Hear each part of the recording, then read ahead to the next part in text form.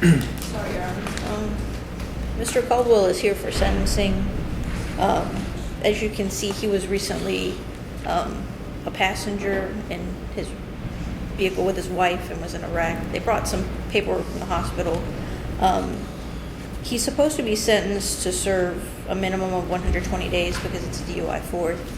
And we would just ask to continue sentencing so that he's on crutches and stitches and all that. But I don't think I'm going to accept the recommendation of the Commonwealth in this case. Mr. Commonwealth, what was the basis for a minimum sentence and with 120 days served and the remainder probated? What was your thinking on that? Your Honor, the case was negotiated for a settlement of 1 year imprisonment, and those were the terms. The court would like to set it down for a settlement conference. We can look at it again. Be glad to. Well, the reason I'm asking is, did you check his criminal record? Your Honor, we did. And so, If the court would like to set it down for a settlement conference, then well, we have I want to know the basis for the recommendation. He has 7 prior felonies. He's charged with operating a motor vehicle while under the influence of alcohol or drugs, 4th offense or subsequent, and he has 21 prior convictions for operating under the influence of alcohol. I'm sorry, that's for alcohol intoxication in a public place. He has 10 prior convictions for DUI. He has 7 convictions for driving while his license was suspended for DUI. He has 3 for no insurance. He has 5 convictions that are violations of an EPO or assaults or otherwise involving violence, plus a theft. He has a prior conviction for persistent felony offender. As a matter of fact, he had a felony conviction in 2009, which may have made him eligible for a PFO in this case, which wasn't brought. The court has a lot of familiarity with this case. I have a lot of familiarity with his criminal record because I checked it. Did you check it?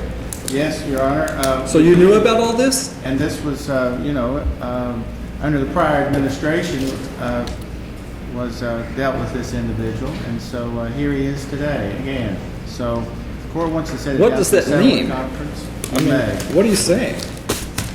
I mean, obviously I can set it down. I want to know why. I want to know why you recommended this for somebody who has a 30-page criminal record with 7 prior felonies and so many counts of driving while under the influence.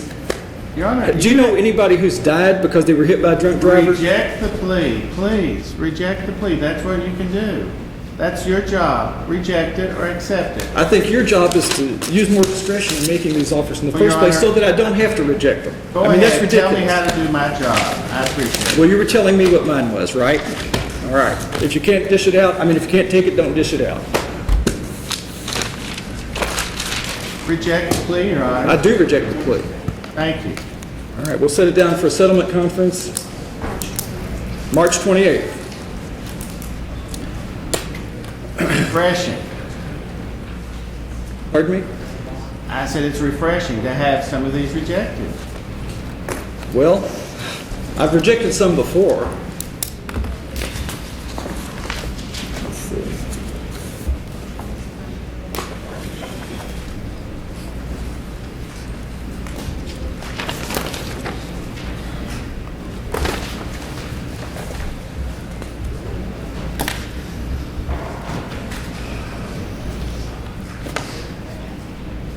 Commonwealth versus Tanya Saylor, 13 CR 120.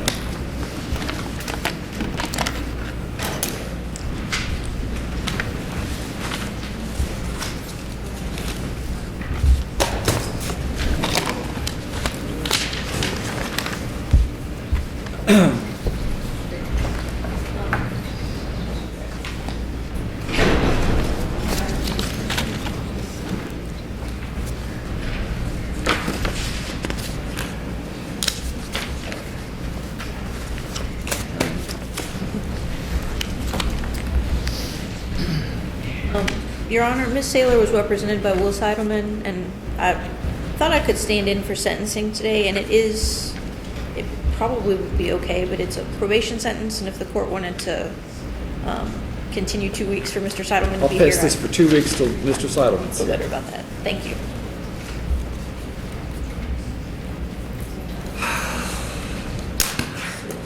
February 20th.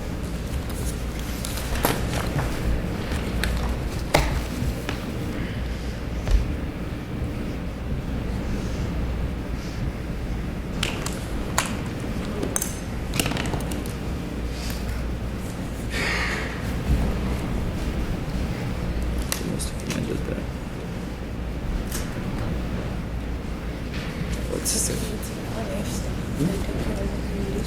Yeah, right.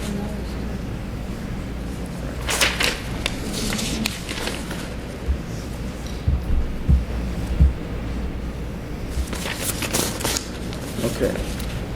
Commonwealth of Kentucky versus Charles D. Goines, 13 CR 50.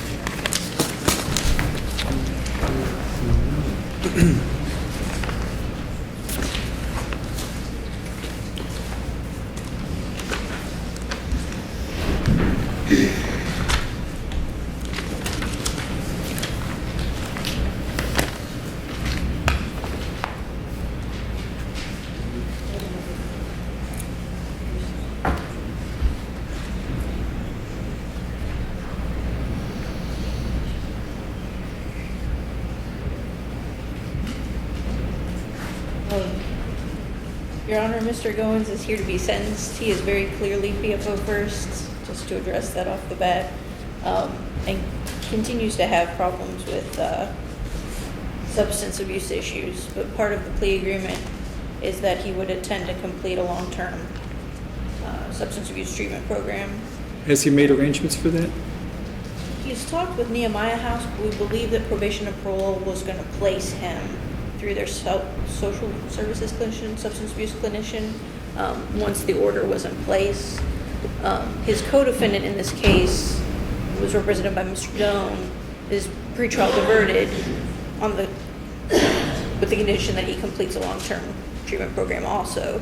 Mr. Goins obviously is not eligible for diversion. Right. And I think there was an attempt to treat two similarly situated individuals or similarly culpable individuals the same.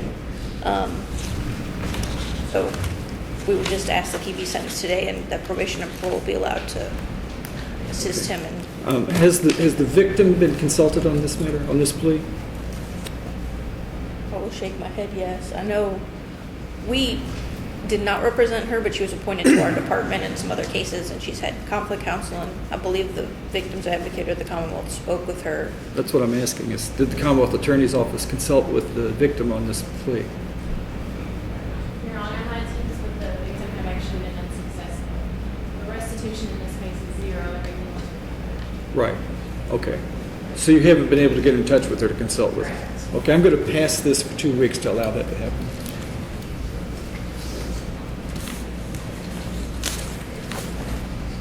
Okay.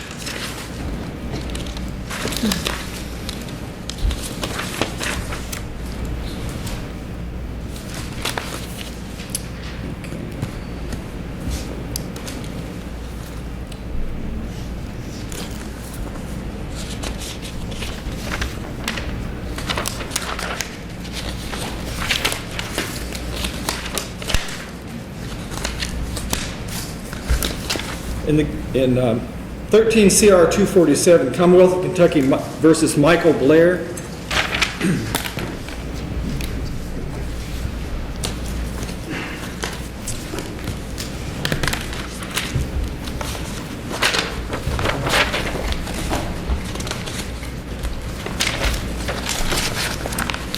Okay, I have reviewed your pre-sentence investigative report in this case.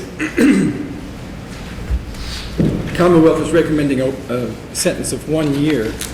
Has the Commonwealth consulted with the victim on this? Your Honor.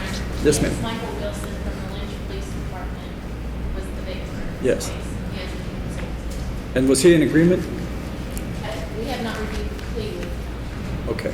I'm going to pass this for 2 weeks to allow you to do that. Your Honor, we would ask in these cases that the court would enter an order allowing us to see the pre-sentencing report, and we get a copy of it.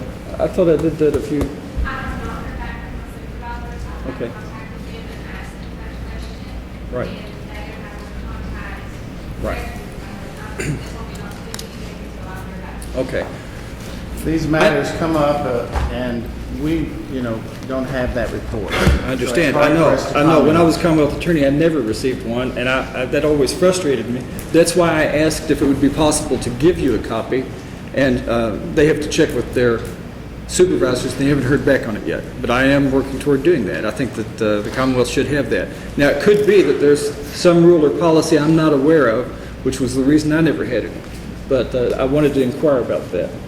And the information that I was giving you before on that fellow's criminal record did not come from the pre-sentence investigative report. It came from CourtNet, which, of course, we have access to.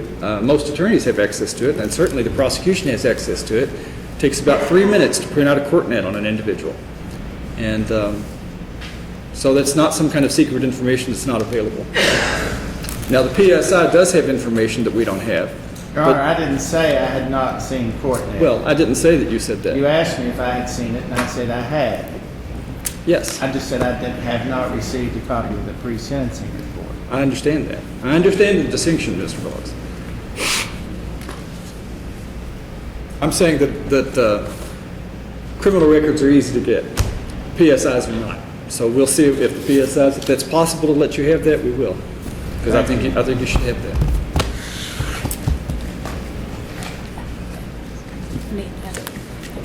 Just do it. I've asked it for 2 weeks. Right. So the officer can be consulted. I'm just going to consult him and see what happens on it. The reason I'm asking on some of this whether you've consulted the victim, do you remember a couple of motion hours ago when there was the break-in in Everett's, and I asked if you had consulted with the victim, and you assured me you had and told me it was Benny Dale Coleman? Do you recall that, Mr. Boggs? Sorry, Your Honor, what are you talking about? I'm talking about a case several motion hours ago where there was a break-in in the former Everett's High School up in Everett's, and an organization was going to get $1,000 in restitution from the defendant. And I asked if the victim was in agreement with that. I did not know the name of the organization, and you told me several times that it was Benny Dale Coleman was the head of the organization. And I asked if you had consulted with him and if he was in agreement, and you said yes. Do you remember that? Your Honor, I don't recall exactly the way that you've talked about it. I do recall a case where Mr. Coleman was the president of an organization, and at one point I had talked with him about... At one point, which was after the plea was entered, right? After you'd already told me that you'd consulted him.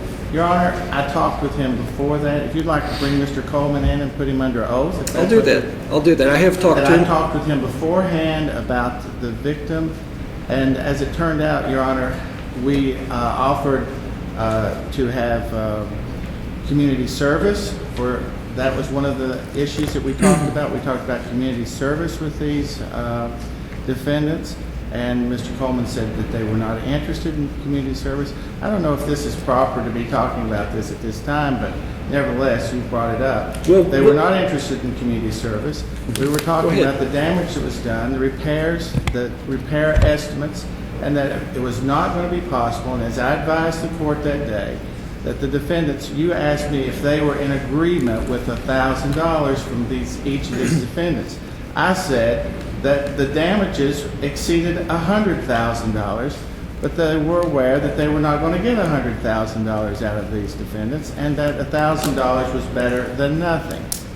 And that was the discussion. Now, whether or not he was in agreement with it, I didn't say he was in agreement with it. I said that he wanted $100,000, and $100,000 was not available. And if the court checks the record, that's what I said. I'll check that, because that's not the way I remember it. Perhaps I'm mistaken about it. I think the newspaper even reported it. Listen, don't interrupt the judge, okay? My recollection was that I asked if the victim had been consulted and if the victim was in agreement with it. My understanding was that you said that, yes, they were in agreement with that plea, with the plea agreement. Your Honor, Then, now, Mr. Boggs, control yourself. I then happened to be talking to Mr. Coleman on something else, and I asked him about that. And he said no, he had not been consulted, he didn't know it was coming up in court, and he did not like the plea. Now, we'll have him in here and we'll have a hearing about it and find out. You know, perhaps you're right. Perhaps you misremembered it. Perhaps I misunderstood it. We'll pass it to the next motioner. Give me a chance to consult the recording of the motioner, and we'll have Mr. Coleman here to clarify matters. So we'll pass that matter. We'll set it on the docket for 2 weeks. It's not on today. But that's why I've been asking about the victims, whether they've been consulted or not. Because statutorily, the Commonwealth is required to consult with the victims. That's why I'm asking. Because we've had several today that have not been consulted yet. If you need more time to consult with victims, just let me know. I'll give you more time. But they have to be consulted. They don't have to be agreed with. They may want more than, they may have a different view of the case. The Commonwealth determines what the plea offer is, but you're required to consult with them. So, that's all. What's the next case? Your Honor, in terms of that, I hope you make that very clear. The Commonwealth consults with them, but we are not required to enter a plea based upon their agreement. Correct. Only that they had knowledge of it. Right. You are to make sure that they have knowledge and explain it to them and so forth. They don't control what your plea is. You can override what their wishes are. But there are cases where the victim's wishes are important to the court. I want to know what they think about it. So I want you to go ahead and consult with them ahead of time so that I can know that. All right. Commonwealth of Kentucky versus Robert